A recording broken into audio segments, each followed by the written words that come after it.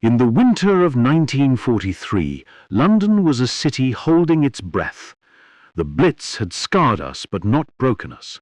From the sandbagged windows of the Admiralty, we looked out at a world consumed by war. We had tasted victory in North Africa, a hard-won and bloody triumph that pushed Rommel's Africa Corps into the sea. But that victory was merely the end of the beginning. Now we faced a far more daunting task, the invasion of mainland Europe. Hitler's Fortress Europe was a brutal reality, a coastline bristling with guns, mines, and millions of battle-hardened soldiers. The question wasn't if we would invade, but where, and how we could do so without sending tens of thousands of our boys to their graves. Every map, every calculation, every strategic instinct pointed to one place: Sicily. It was the logical stepping stone, the soft underbelly Churchill so often spoke of. From there we could launch into Italy and begin the slow, arduous crawl toward Germany. The problem, of course, was that its logic was blindingly obvious. The Germans knew we were coming for Sicily. Their intelligence was excellent, and their commanders, while monstrous, were not fools. They were reinforcing the island daily. To attack Sicily directly would be to walk into a buzzsaw.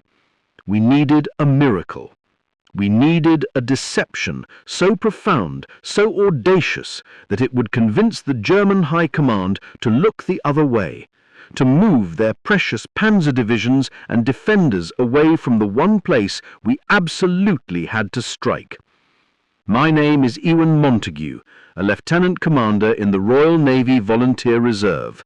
By trade, I was a King's Counsel, a barrister more accustomed to the theatre of the courtroom than the theatre of war.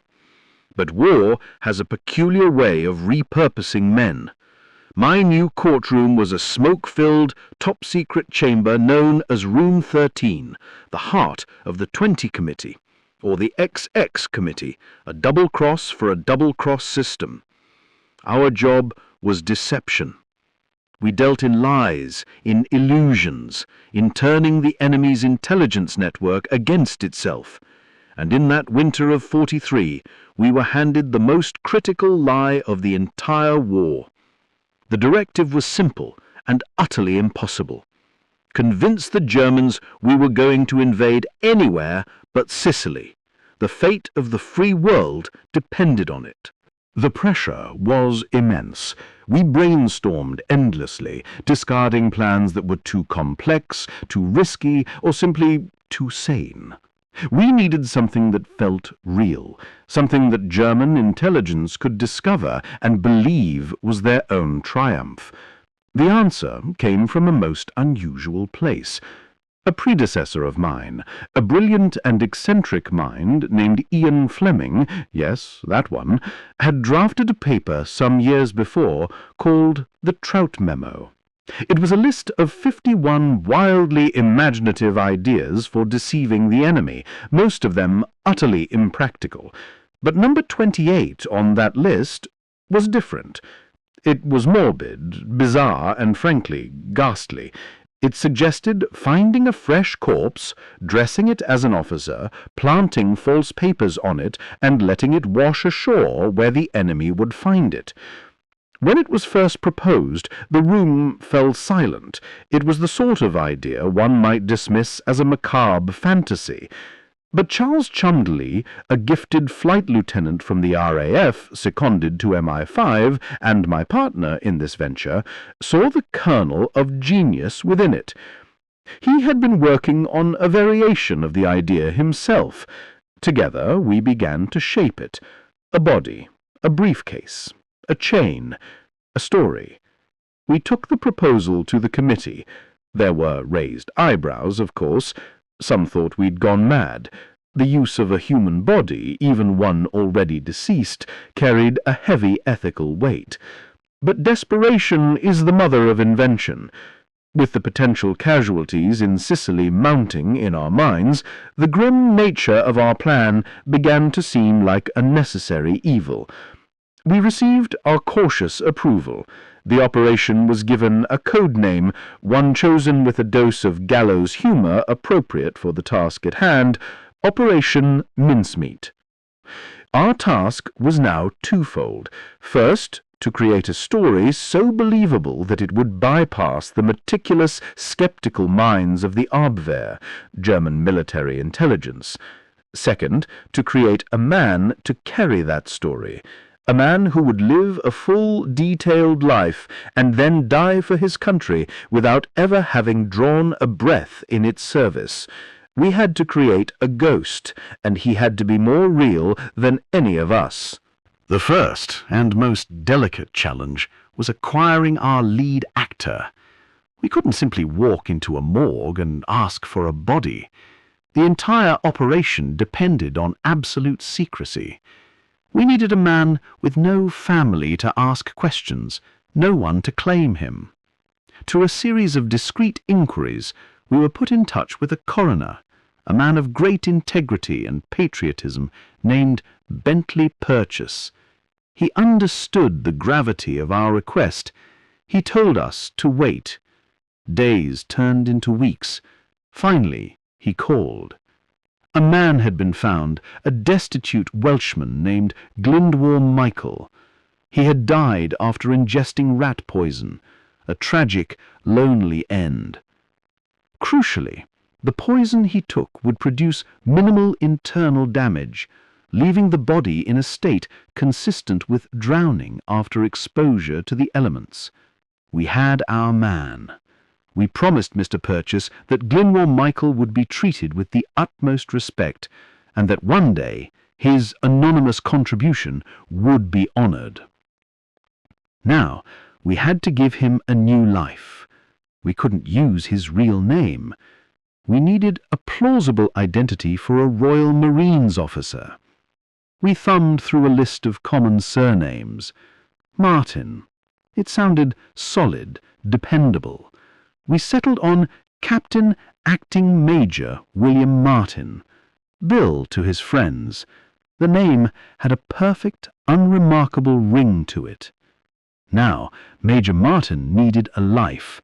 This was my world, the world of building a case, of creating a believable fiction from mundane details. Charles and I became authors of a life. We decided Major Martin was born in 1907, making him 36, old enough for rank, young enough for field duty.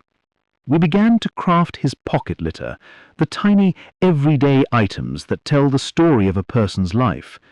We wrote love letters, passionate, slightly strained love letters from a fiancée we named Pam. We even included a photograph of a young woman I knew from the office, creating a tangible link to a life of love and longing. We created ticket stubs from a London theatre, a receipt for an engagement ring from a Bond Street jeweller. We added an angry letter from his father, disapproving of his choice of fiancée, to add a touch of family drama, of realism. A letter from his bank manager regarding an overdraft of £79. We wanted him to be flawed, believable. Heroes are for storybooks. Real people have debts. We put a St. Christopher's medal around his neck, keys, stamps, a book of matches.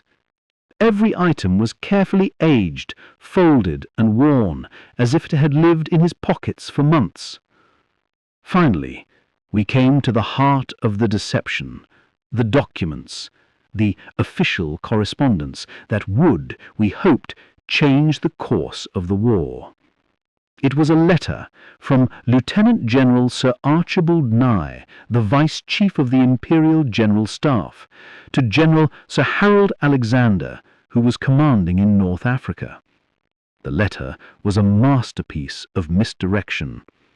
It spoke casually of an upcoming assault, but named Greece and Sardinia as the targets.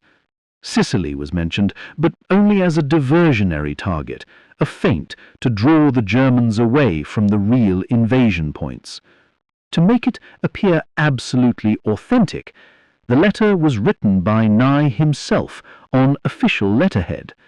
It was folded, placed in an envelope and tucked into a government-issue briefcase. This briefcase would be chained to Major Martin's wrist. He was no longer just a body. He was a king's messenger, carrying vital intelligence, a man whose death in a plane crash at sea would be a tragic but understandable event in the fog of war. With Major Martin's identity complete, the final, riskiest phase began: the delivery. We had to transport our passenger to a location where he would be found and where the documents would fall into the right, or rather, the wrong hands. We chose the coast of Spain, near the town of Huelva. Spain was officially neutral, but its government was riddled with pro-German sympathizers and Abwehr agents. We knew that any important-looking Allied officer washing ashore would trigger immense interest. The logistics were a nightmare. We had to transport the body without it decomposing.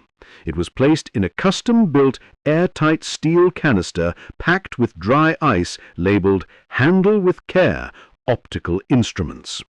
The canister was loaded onto the submarine HMS Seraph. I went with Charles to see them off. The submarine's commander, a young, steady officer named Bill Jewell, and his crew knew they were on a secret mission, but only he knew the true nature of his bizarre cargo. The mood was somber. I can still see the canister being loaded onto the deck in the dead of night. It felt less like a military operation and more like a clandestine funeral. For 13 days the Seraph sailed submerged toward the Spanish coast. I can only imagine the tension on board. Sailors are a superstitious lot, and carrying a dead man is considered the worst possible luck. Back in London, we could do nothing but wait. Every day was an agony of suspense. Had the submarine been detected? Had the canister failed? Was our entire elaborate fiction about to unravel? On the 30th of April, 1943, under a moonless sky, the Seraph surfaced a mile off the coast of Huelva.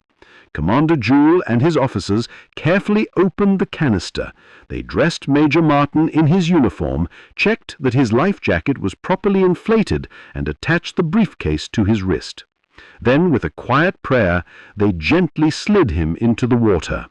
As he drifted away toward the shore, Commander Jewell recited the 39th Psalm, "I will keep my mouth with a bridle while the wicked is before me." It was a final, respectful farewell to the man who never was. Now Major Martin was in the hands of the tide, and our plan was in the hands of fate. The first report came within hours.